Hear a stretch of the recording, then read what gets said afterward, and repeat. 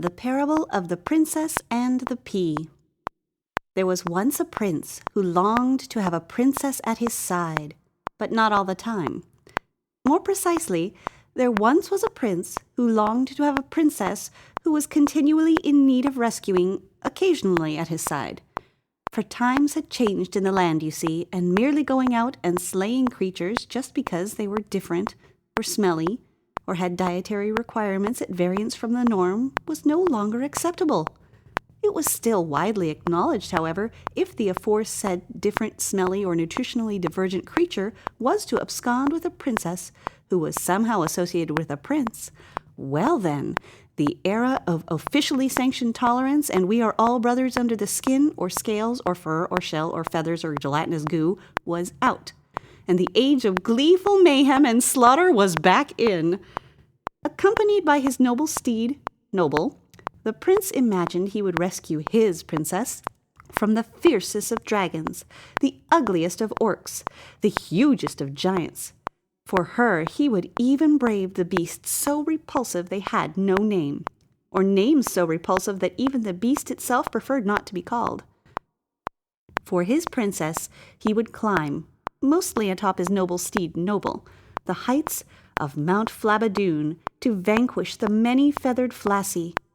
For her he would descend, again about as far as the noble steed Noble could descend, the deepest depths to subjugate the many-tongued Brocassie, the treacherous sand gazabons of the driest desert, and the dastardly histobes of the deepest jungle would feel his vengeance as he rescued his beloved princess.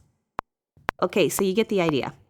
So the prince, being a dutiful son, went to his mother and declared to her in strong and clear tones, "Mother, I, a prince who wishes to do heroic things in this bureaucratic age, desires a princess to be at my side, except when she is carried away and hence requires heroic rescuing."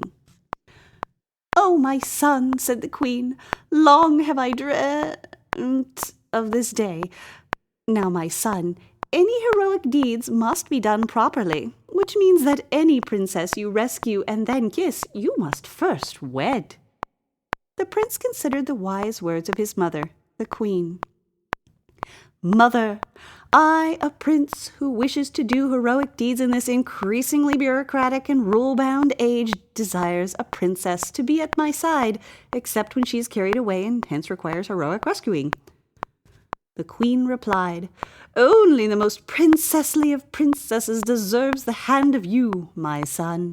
I shall determine whom shall be your bride, for as a queen, I am best qualified what should be in the heart of a princess who deserves to be your bride. So go outside and play, and prepare for your wedding and the heroic rescues that will ensue." Now, as the word spread far and wide that the prince desired a bride, a veritable passel of princesses soon descended upon the castle. But soon it became apparent that mere lineage or fine dress was not enough to pass the muster of Her Majesty the Queen. Some princesses laughed too loud and were too boisterous. Others laughed not at all and were too grim. Some princesses fell asleep during affairs of state. Others paid too much attention and tried to express an opinion. Some princesses enjoyed the opera and tried to sing along. Others hated the opera so much they tried to strangle the plump tenors. And thus, the line of princesses leaving the castle was the exact same length as the line of those entering. Despair raged in the heart and other parts of the prince, who longed to do great deeds. One night, a terrible storm was raging, and there was a knock at the castle door. The door was opened, and there was a sopping wet damsel, bedraggled, who demanded entrance, and then a bed for the night. Sensing something innately princessy about her, the queen had assembled a pile of 20 mattresses and beds, which, if you think about it for a minute, is a pretty impressive feat of domestic engineering in and of itself, especially considering it was done late at night and on the fly. Now, unnoticed by the damsel, and after much considered deliberation, the queen slipped a 35-day sun-dried petite majestic No. 2 pea under the bottom of the heap of mattresses and beds. The damsel was then hoisted, some say flung, atop the pile and bid a good night. In the morning there were 21 grumpy people in the castle, the 20 who had been deprived of their mattresses and beds in the middle of the night, and the damsel who had slept on them. The damsel was asked by the queen, "Did you sleep well?" The other 20, needless to say, were never questioned by the queen. "Oh," said the damsel, "no, I scarcely slept at all. Heaven knows what's in that bed. I lay on something so hard that I'm black and blue all over. It was simply lumpy."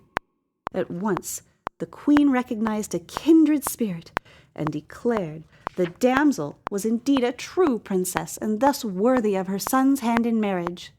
So great was the need for the prince to engage in derring-do that the wedding was conducted almost at once, and soon thereafter the castle was to hear a constant refrain from the newly married princess. "This porridge is too lumpy. This dress feels too lumpy.